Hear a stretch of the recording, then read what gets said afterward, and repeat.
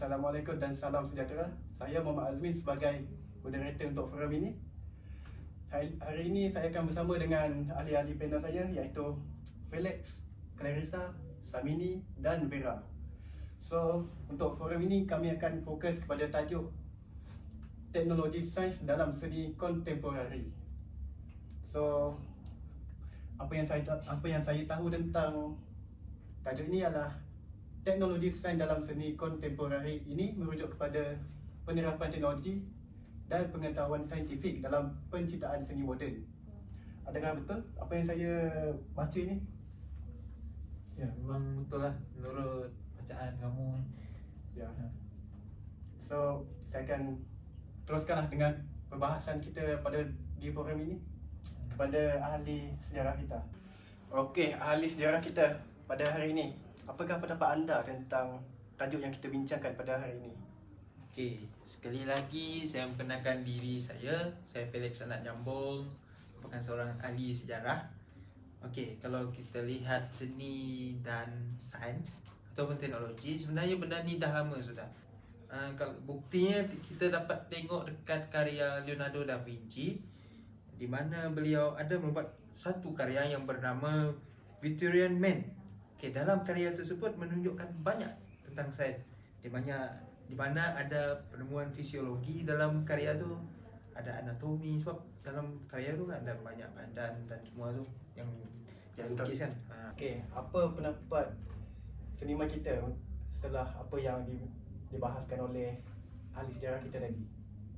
Bagi saya bersetuju apa yang dia cakap, dan saya rasa tajuk forum kita pada hari ini adalah tajuk yang relevan dan menarik untuk kita kupas dan mengkaji. Hal ini karena teknologi sains kini bukan semata-mata untuk sains, tapi dia juga memberi impak kepada bidang seni. Kenapa? Sebab teknologi sains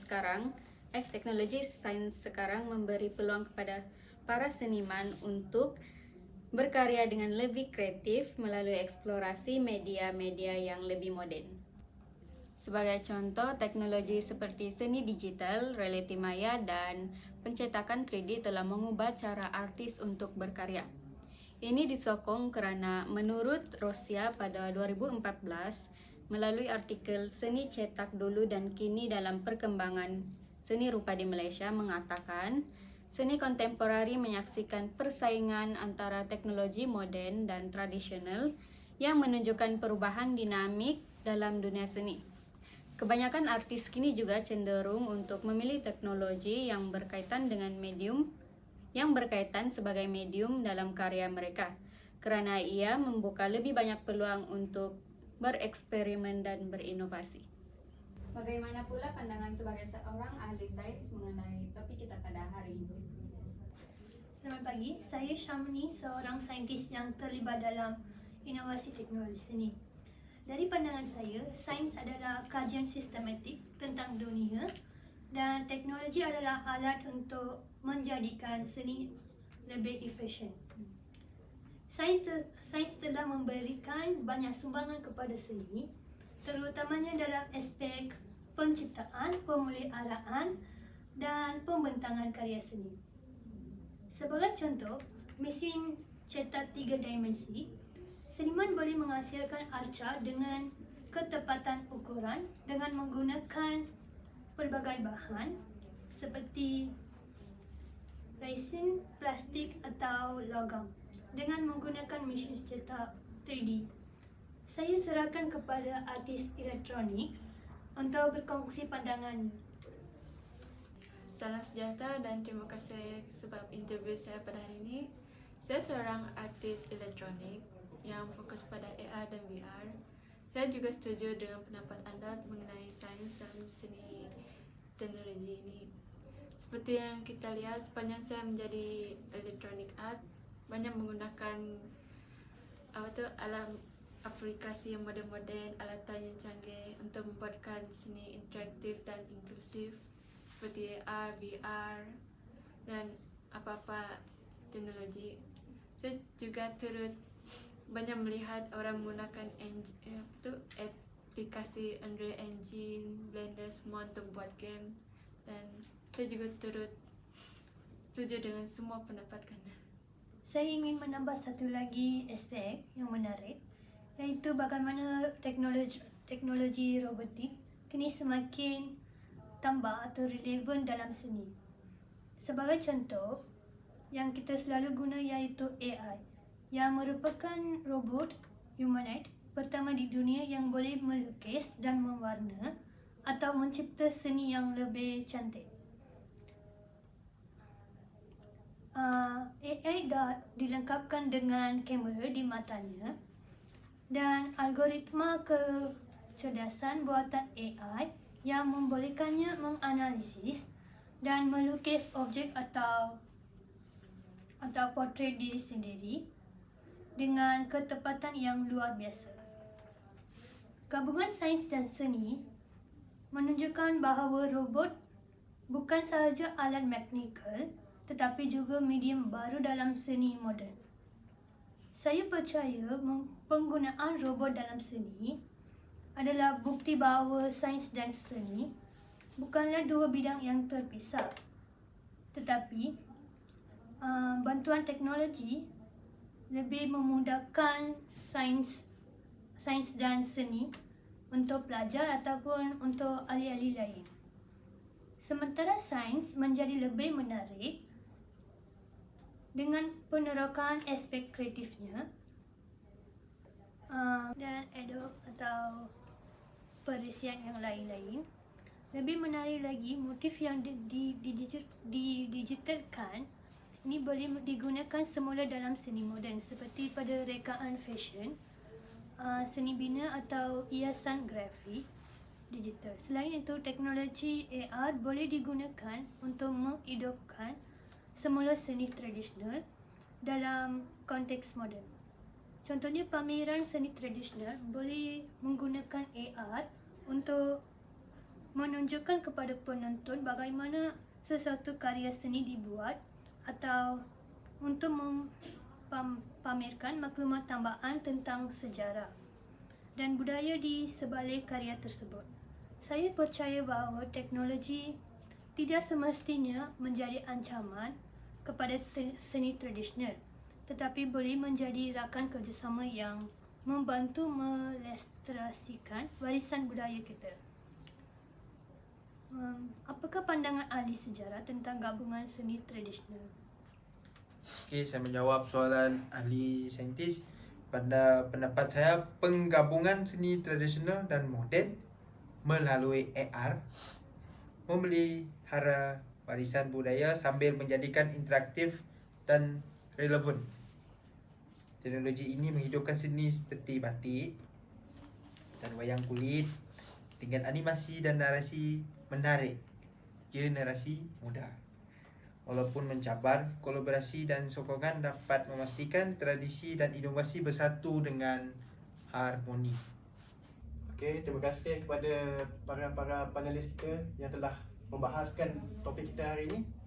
Okey, ahli sejarah. Apakah cabaran yang dihadapi pada zaman dulu dan zaman sekarang? Apakah perbezaannya? Boleh Encik Sejarah huraikan? Okey. Seperti mana kita tahu, cabaran pada awal era teknologi asas dalam seni sebenarnya dia cabaran dari segi teknik dan alat terhad je. Sebab pada zaman prasejarah, seniman hanya bergantung pada bahan semula jadi seperti arang, tanah liat, perwarna dan tumbuhan untuk mencipta seni lah. So, kiranya kekurangan alat dan teknologi membataskan kreativiti mereka.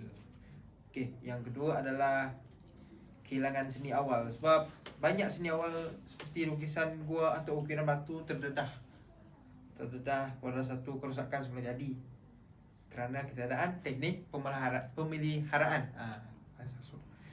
Okey.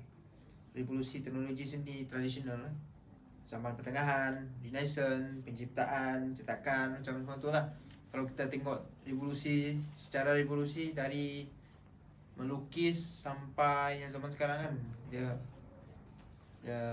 sangat beza lah. Sebab kalau dibandingkan dengan zaman dulu, dia media dia terhad sangat.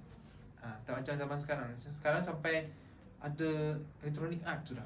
Dalam electronic art ada sound, ada tu, dan banyak lagi lah. Okey, apakah Cabaran. Kalau cabaran pada zaman sekarang senang je, kos. Kos dari segi selalunya kewangan lah, mahal kan. Betul. Mahal. And then kos dari segi kos dari segi macam kita mana tahu lah Malaysia kan, kalau dibandingkan dengan negara yang lain kan, Malaysia ni negara yang tengah Membangun, membangun berbanding dengan negara lain, negara yang sudah maju. maju. So kiranya macam kita ni lambat dah nak adaptasi dengan benda-benda perkara benda macam canggih ni. Kiranya kita masih menjauh lah. Kira macam jauh. Masih jauh lagi. Saya setuju bahawa apa yang diterangkan oleh ahli sejarah. Dari pandangan saya, cabaran terbesar yang dihadapi oleh seni tradisional adalah risiko kepinggirannya dalam era teknologi. Namun, teknologi juga boleh menjadi alat yang sangat berkesan untuk memelihara seni tradisional dan memperkenalkannya kepada generasi baru atau generasi yang akan datang. Sebagai contoh, motif-motif tradisional seperti ukiran kayu atau corak tradisional tenunan boleh didigitalkan menggunakan teknologi moden. Dengan pindahan 3D dan perisian grafik seperti Photoshop. Bagi seorang seniman, cabaran yang dihadapi ialah banyak persaingan yang berlaku lah dan boleh berlaku copyright. Dan sains dalam seni kontemporari ini juga akan menyebabkan generasi muda berisiko untuk kurang memahami asas seni tradisional akibat kurang penerapan nilai seni yang berkualiti. Kesannya, elemen usaha, kreativiti dan penghayatan seni tradisional itu semakin berkurangan. Walaupun banyak cabaran, tapi tetap ada manfaat dalam setiap cabaran, iaitu cara mengatasi masalah tersebut. Kita tak dapat mengelak cabaran itu kerana seperti yang kita tahu, semakin moden, semakin mahal kos semua. Jadi itu saja daripada saya. Terima kasih kepada panelis kita hari ini yang sudi berkongsi maklumat serta info-info yang sepatutnya. Terima kasih kepada ahli sejarah kita, Felix, dan elektronik artis kita iaitu Clarissa, dan ahli sejarah kita, ahli sains kita iaitu Samini, dan yang terakhir ahli seniman kita. Oleh itu, sekian, terima kasih. Terima kasih.